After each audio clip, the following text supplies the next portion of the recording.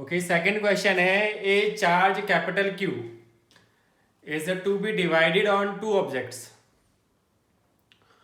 Okay, and what should be the values of the charges on the objects so that the force between the objects can be maximum?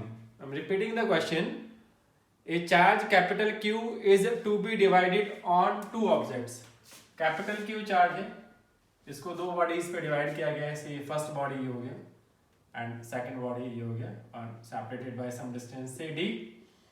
इसको हम मान लेते हैं Q और ये कितना रहेगा फिर कैपिटल Q माइनस Q. ये दो चार्जेस हो गए. ठीक है, क्या करना है फिर? What should be the values of the charges on the objects.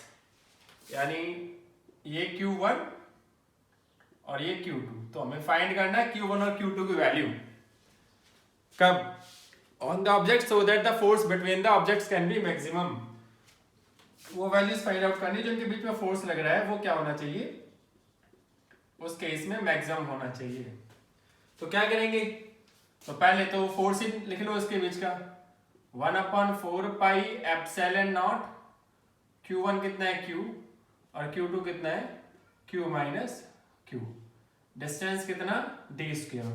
तो कितना हो गया ये हो गया 1/4 पाई एप्सिलॉन नॉट और Q capital Q minus Q square upon d square. ये फोर्स हो गया. अच्छा, अब इसे मैक्सिमा फोर्स की बात की गई है तो उसको हम मैक्सिमा मिनिमा से ही सॉल्व करेंगे. अगर इस केस फोर्स फॉर्मूले को देखा जाए तो ये constant d separation constant, capital Q total charge constant है. तो वेरिएबल क्या है? Small q. तो ये हो जाएगा df अपॉन dq. तो यहाँ स्मॉल q क्यों आया है वो मैंने बता दिया क्योंकि यही वेरिएबल है. तो मैक्सिमम मिनिमम हम इसको फर्स्ट डेरिवेटिव को जीरो के बराबर रखते हैं और ये मैक्सिमम भी इसको हम बोलते हैं और मिनिमम भी इसी को बोलते हैं. लेकिन अंडर सर्टेन कंडीशंस. वो कंडीशन क्या है? मैक्सिमम होगा कब? When it's double derivative. अगर वो नेगेटिव आएगा तो first derivative is equal to zero, maximum होगा. But if its double derivative, the value of its double derivative comes to be positive, then the first derivative is equal to zero. वो आपको क्या देगा? Minima देगा. आप इसका double derivative करके देखिएगा -2 आंसर आएगा तो नेगेटिव है. तो इसलिए हम इसकी वैल्यू को जो जीरो के बराबर पुट कर रहे हैं वो उसे हम मैक्सिमा ही ट्रीट करेंगे. तो dy dq of f is equal to zero.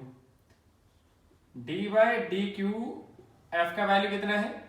1/4 pi epsilon not q capital Q minus Q square upon में d square is equal to zero. अब डिफरेंशिएशन सिर्फ Q का करना है तो ये वाली जो चीज है ये वाली ये तो कांस्टेंट बन गई, ये तो बाहर आ गई. 1/4 pi epsilon not d square ये तो बाहर आ गया. dy dq किसका? q capital Q minus Q square is equal to zero. तो ये सारी चीज तो चली गई जीरो. तो कितना बचा? dy dq एक बार करना है Q माइनस Q का माइनस. dy dq एक बार करना है किसका? Q स्क्वायर का जीरो. इसका करेंगे तो कितना आएगा? Capital Q. इसका करेंगे तो कितना आएगा? 2Q. तो capital Q is equal to कितना आ गया? Twice of Q. तो Q का वैल्यू कितना आ गया? Q/2. तो Q1 का वैल्यू कितना हो गया फिर? Q/2. और Q2 का वैल्यू भी कितना हो गया? Q/2 हो गया. ठीक है, ये हो गया आपका.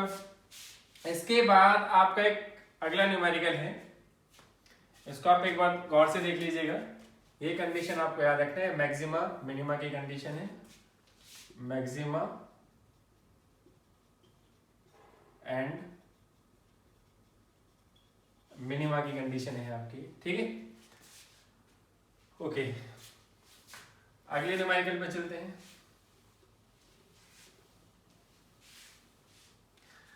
अगला न्यूमेरिकल है कि two particles A and be having charges.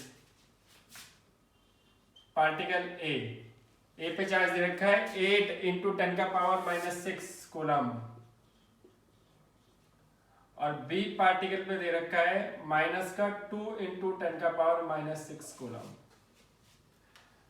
Two particles A and B having charges 8 into 10 का power -6 coulomb and -2 into 10 का power -6 coulomb respectively are held fixed with a separation of 20 centimeter। इनके बीच का जो separation है वो 20 centimetre, ठीक है। Okay, when should a third where should a third charge particle be placed so that it doesn't experience a net electrical force। Electric force, तो ये कह रहा है कि थर्ड चार्ज रखना है आपको। मान लीजिए ये आपका क्यू ए है और ये आपका क्यू बी है, 20 सेंटीमीटर पे रखा हुआ है, और we have to place third charge Q C. कहाँ पे रखें कि नेट इलेक्ट्रिक फोर्स कितना है, 0 है। तो भाई देखो ये तो है प्लस का और ये वाला है नेगेटिव का, राइट। और थर्ड चार्ज जो रखना है उस पे इलेक्ट्रिकल फोर्स कितना आना चाहिए, 0। तो ऑब्वियसली बात इसी लाइन पे रखना पड़ेगा, क्योंकि नेट चार्ज 0 करने के लिए, नेट फोर्स 0 करने के लिए क्या होना चाहिए, इक्विवेलेंट ऑपोजिट, वो इसी लाइन के अलॉन्ग आएगा। तो 3 जगह पर है, 1 2 और 3। कहाँ पे रखें, पहले बीच में रख के देख लेते हैं। इधर मान लीजिए प्लस का टेस्ट चार्ज ले लिया, अब ये प्लस का, तो प्लस का तो उसको इधर भेजेगा, ये माइनस का, ये भी इसको इधर भेजेगा, तो यहाँ तो 0 आने से रहा, छोड़ दीजिए। एक बार रखिए इधर प्लस का, प्लस है तो रिपेल करेगा, माइनस है तो अट्रैक्ट करेगा, ये आपका सूटेबल है। इधर भी रखिए प्लस रिपेल करेगा, प्लस माइनस अट्रैक्ट करेगा, ये भी सूटेबल है। तो इन दोनों में से कौन सा लें। अगर आप ए वाले का मैग्नीट्यूड देखें तो 8 है इंटू 10 का पावर -6, बी वाले का मैग्नीट्यूड देखें तो 2 है, तो जिसका कम है उसके पास रखेंगे, ठीक है। जिसका कम है उसके पास रखते हैं, तो इधर रख लेते हैं हम इसे विद एक्स डिस्टेंस। कितना डिस्टेंस, एक्स। ये है 8 इंटू 10 का पावर -6 कूलम, और ये कितना है -2 इंटू 10 का पावर -6 कूलम। तो पहले निकालिए force on C due to A, कितना आएगा, F C A 1/4 pi epsilon naught, और इसको हम क्यू मान लेते हैं, क्यू सी को क्या मान लेते हैं, क्यू। इसका वैल्यू कितना है 8 इंटू 10 का पावर -6 और इंटू में Q divided by 20 plus x का होल स्क्वायर। ये फर्स्ट इक्वेशन। अब बी की वजह से निकालिए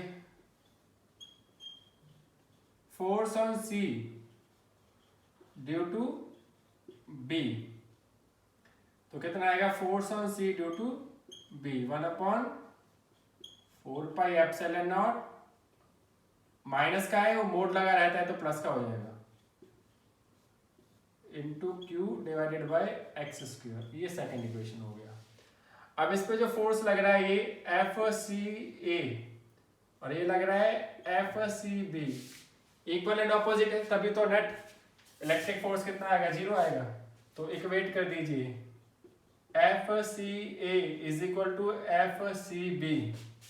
सी ए कितना है 1/4 पाई एप्सिलॉन नॉट 8 इंटू 10 का power -6 into q divided by 20 plus x का whole square is equal to 1/4 pi epsilon naught 2 into 10 का power -6 into q divided by में एक्स का स्क्वायर। ये तो कैंसिल हो गया, क्यू से क्यू कैंसिल हो गया, 10 का पावर -6 से 10 का पावर -6 कैंसिल हो गया, 2 से 4, इसको इधर भेजो 4x square is equal to 20 plus x का होल स्क्वायर। इसको लिख सकते हैं 2x का होल स्क्वायर, 20 प्लस एक्स का होल स्क्वायर है, ये कैंसिल हो गया, 2x is equal to 20 plus X, X को इधर लेके आइए तो x का वैल्यू कितना आ गया 20 सेंटीमीटर. ठीक है.